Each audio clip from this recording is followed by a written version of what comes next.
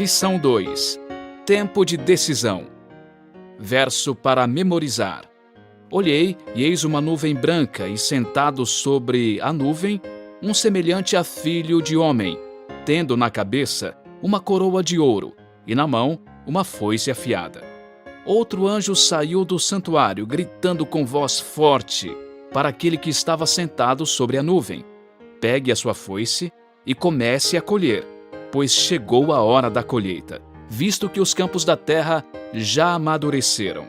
Apocalipse 14, 14 e 15. Sábado, 1º de abril. Deus sempre falou com seu povo, transmitindo-lhe verdades relevantes que ele precisava ouvir em cada tempo. O Senhor tem falado conosco desde o aviso sobre o dilúvio até as profecias acerca da primeira vinda de Jesus, do juízo pré-advento investigativo e dos eventos finais antes do retorno de Cristo. Para estes últimos dias da história humana, ele enviou uma mensagem especial ao mundo e ao seu povo, projetada para atender à necessidade do momento. Ele descreveu essa mensagem sendo levada por 3 anjos voando no meio do céu, com a urgente mensagem do tempo do fim para todo mundo.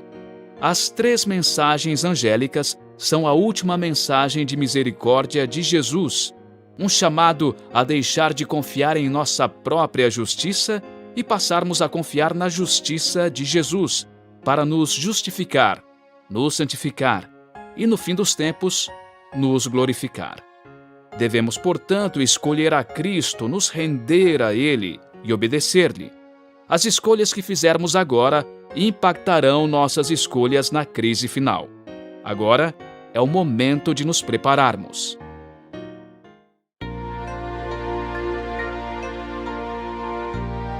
Domingo, 2 de abril. Escolhas eternas. O Apocalipse 14 traz a última mensagem de misericórdia de Jesus para um mundo caído e rebelde, que há cerca de 6.000 anos tem estado submerso no pecado e no mal. Chegará um dia em que cada pessoa no planeta Terra tomará sua decisão final e irrevogável, seja a favor de Jesus ou contra ele. A mensagem do Apocalipse sobre a justiça de Cristo, que nos livra da condenação do pecado, bem como de seu domínio em nossa vida, soará e ressoará por toda a terra. Ouça Mateus 24, 14. E será pregado este evangelho do reino por todo o mundo, para testemunho a todas as nações. Então virá o fim. Apocalipse 14, 6. Vi outro anjo voando pelo meio do céu, tendo um evangelho eterno para pregar aos que habitam na terra, e a cada nação, tribo, língua e povo. Pergunta 1.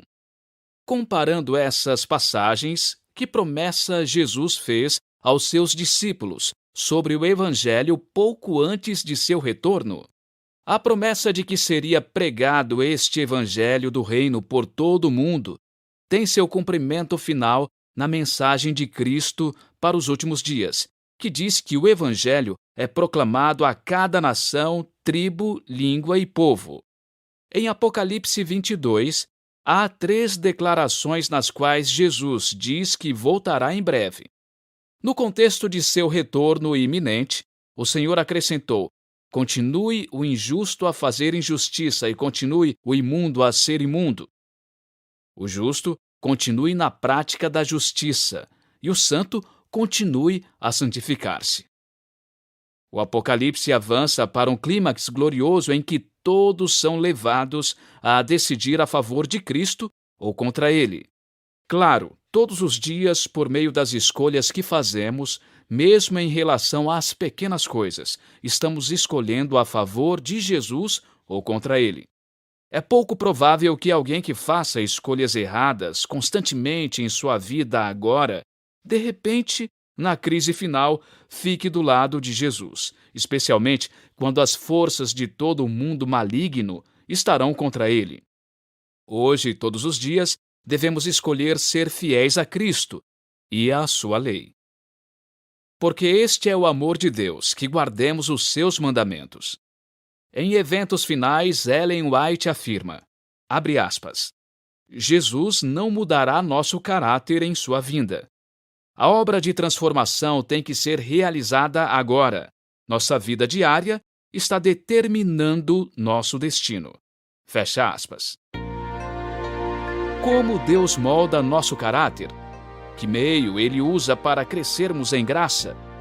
O que fazer para permitir que o Espírito Santo nos transforme à semelhança de Jesus? Segunda, 3 de abril. A volta do Filho do Homem. Apocalipse 14 contém textos chaves referentes à mensagem do Senhor para seu povo e para o mundo nos últimos dias. O ponto central de tudo isso é a volta de Jesus, o cumprimento da promessa feita por ele.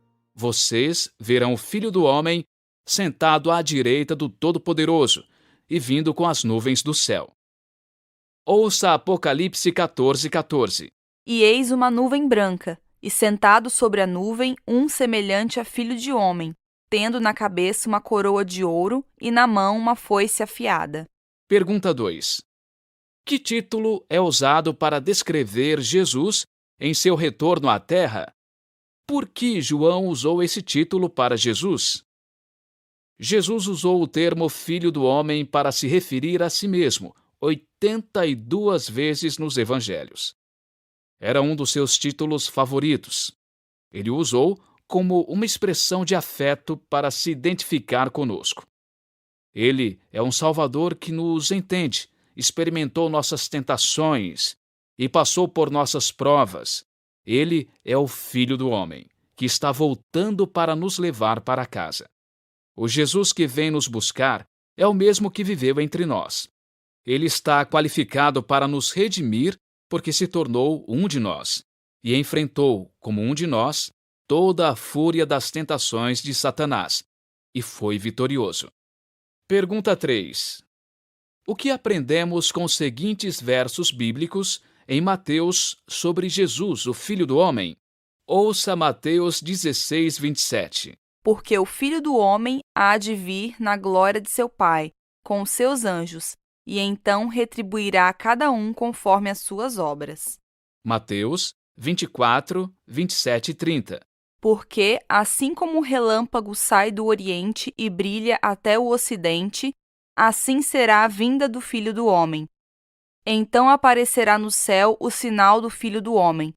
Todos os povos da terra se lamentarão e verão o Filho do Homem vindo sobre as nuvens do céu, com poder e grande glória. Mateus 25, 31 e 32. Quando o Filho do Homem vier na sua majestade e todos os anjos com ele, então se assentará no trono da sua glória.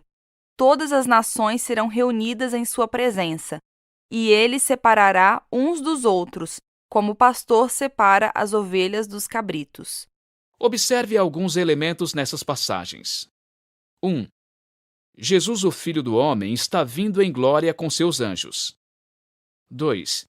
Ele irá separar as ovelhas dos cabritos, o que será basicamente um ato de juízo. 3. O destino das nações e de toda a humanidade será decidido para a eternidade.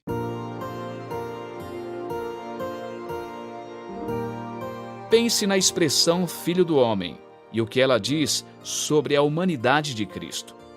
Apesar de ser Deus, ele se tornou um de nós, mas ao contrário de nós, nunca pecou. Que esperança incrível isso nos oferece com relação a 1. Conhecer o amor de Deus por nós. 2. Saber que Ele entende nossas lutas e pode nos dar vitória sobre elas.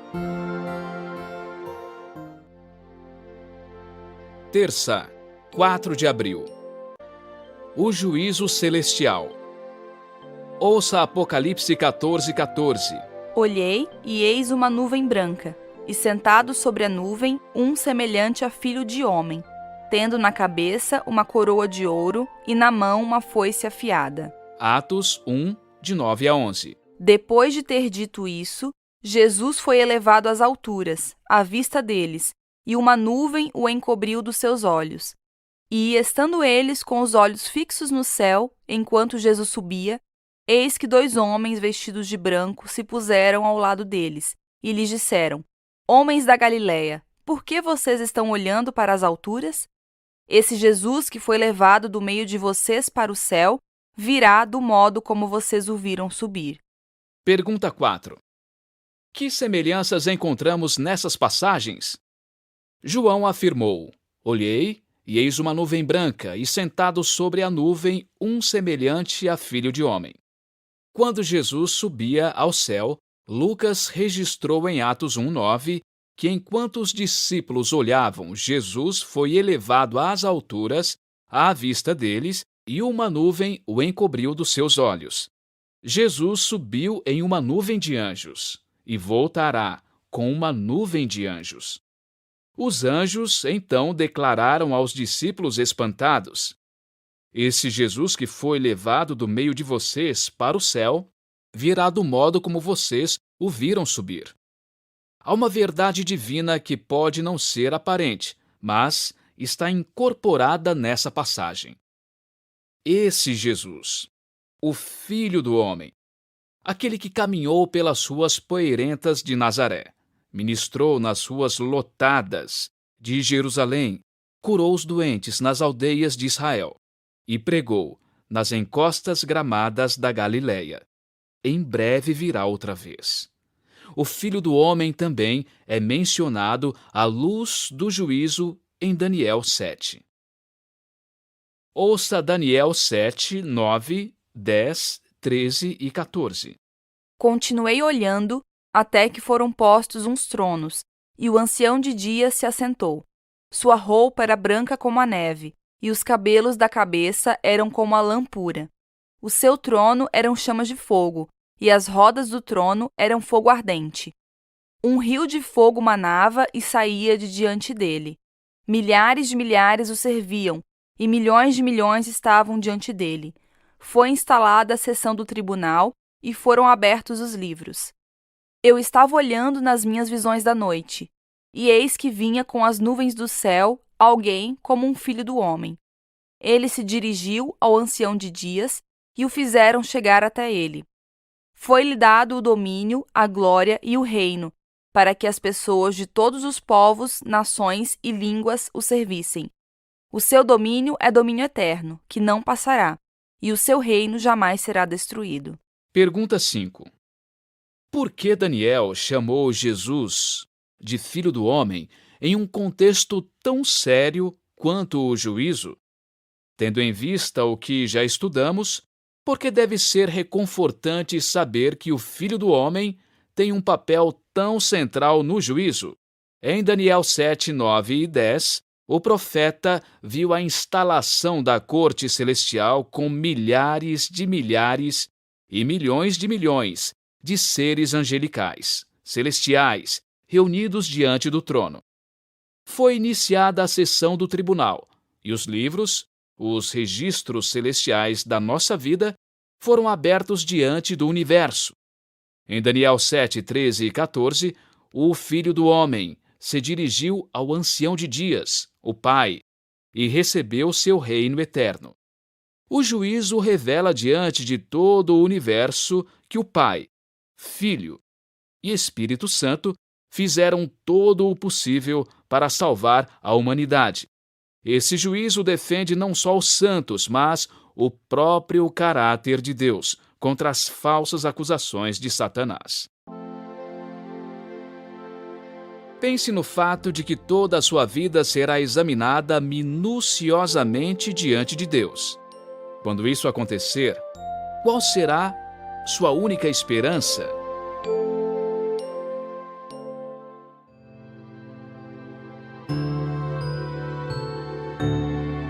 Quarta, 5 de abril. A coroa do vencedor.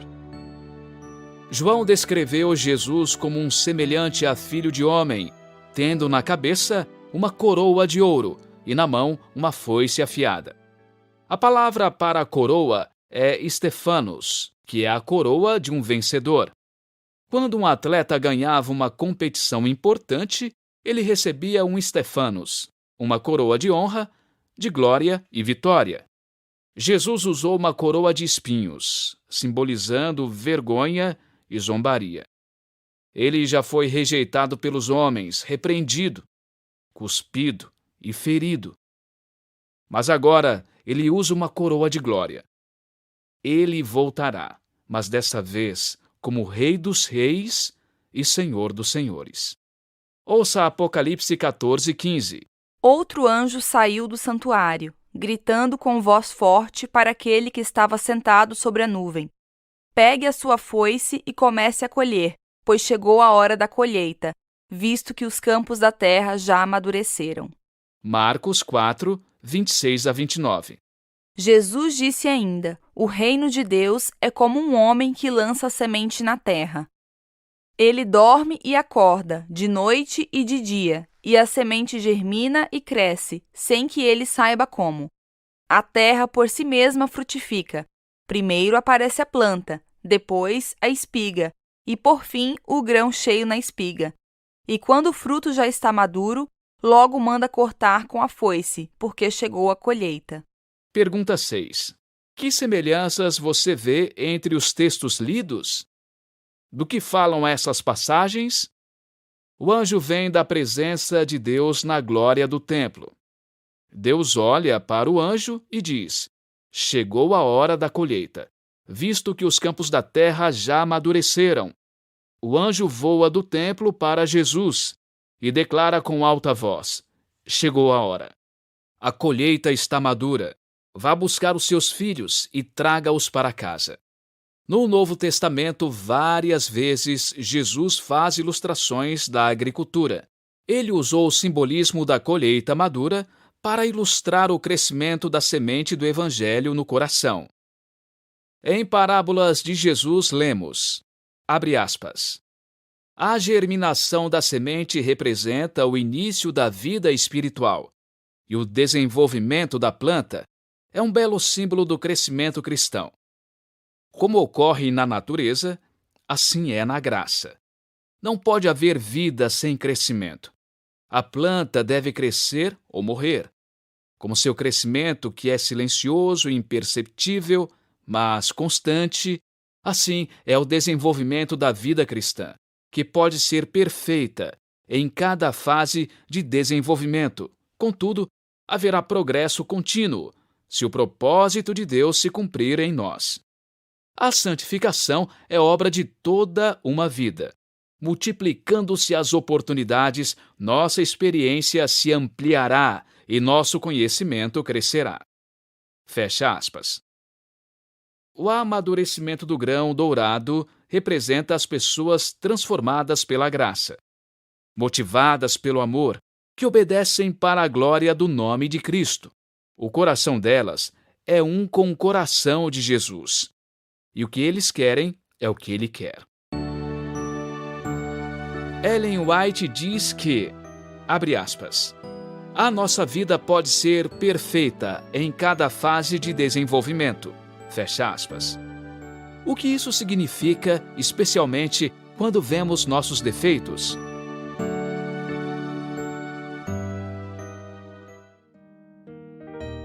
Quinta, 6 de abril. Cada semente produz uma colheita. Em Apocalipse 14, há duas colheitas. A colheita de grãos dourados representa os justos, e a colheita de uvas representa os injustos, ou os perdidos. Ambas as colheitas estão totalmente maduras. Todas as sementes semeadas amadureceram. Ouça Apocalipse 14, 17-20. Então outro anjo saiu do santuário que se encontra no céu, tendo também ele uma foice afiada.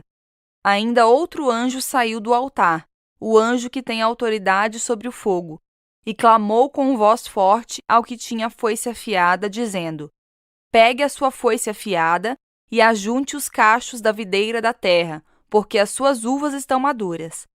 Então o anjo passou a sua foice na terra, ajuntou os cachos da videira da terra e os lançou no grande lagar da ira de Deus. O lagar foi pisado fora da cidade, e correu sangue do lagar, chegando até a altura dos freios dos cavalos, numa extensão de cerca de 300 quilômetros. Apocalipse 14, 10. Também esse beberá do vinho do furor de Deus, preparado, sem mistura, no cálice da sua ira, e será atormentado com fogo e enxofre diante dos santos anjos e na presença do Cordeiro. Apocalipse 15, 1. Vi no céu outro sinal grande e maravilhoso: 7 anjos que tinham os 7 últimos flagelos, pois com este se consumou a ira de Deus. Apocalipse 16, 1. Ouvi uma voz forte, vinda do santuário, dizendo aos 7 anjos: Vão e derramem sobre a terra as 7 taças da ira de Deus. Pergunta 7. O que significa a expressão grande lagar da ira de Deus? Outro anjo saiu do altar, o anjo que tem autoridade sobre o fogo. Eis o anjo que controla o fogo do juízo final. A colheita está madura. O pecado atingiu seus limites. A rebelião cruzou a linha da misericórdia divina. Por pior que as coisas estejam, vai piorar ainda mais antes de tudo acabar. Um Deus amoroso fez todo o possível por nós, o que inclui oferecer a si mesmo na cruz como sacrifício pelo nosso pecado. Aquele que não conheceu pecado, Deus o fez pecado por nós, para que nele fôssemos feitos justiça de Deus. O que mais Deus poderia ter feito além do sacrifício na cruz? Não há nada mais que a graça possa fazer para redimir os que rejeitaram repetidamente o Espírito Santo. Aqui está a mensagem profética urgente de Apocalipse 14. Todas as sementes amadureceram e estão prontas para a colheita. O grão está totalmente maduro e as uvas estão totalmente maduras. O povo de Deus revela a sua imagem de graça, compaixão, misericórdia e amor diante do universo. Os filhos do mal revelam ganância, luxúria, inveja e ódio. O caráter de Jesus é revelado em um grupo e o caráter de Satanás no outro. O universo verá no povo de Deus uma revelação da justiça que talvez nenhuma geração anterior jamais testemunhou. Em contraste com a justiça de Cristo revelada em seu povo, será visto todo o resultado da rebelião contra Deus.